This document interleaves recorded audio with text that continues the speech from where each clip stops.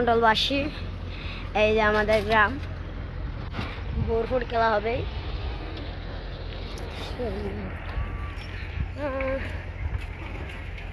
সৈয়দা নীলফা বেগম সেরাতুল কুরআন আবাসিক মাদ্রাসা। এখানে অনেক ভালো ভালো লেখাপড়া হয়। যারা ছেলেমেয়েদেরকে পড়াশোনা করাবেন এই মাদ্রাসায় ভর্তি করে দেন। ধর্মমন্ডল সৈয়দা নীলফা বেগম সেরাতুল কুরআন আবাসিক মাদ্রাসা।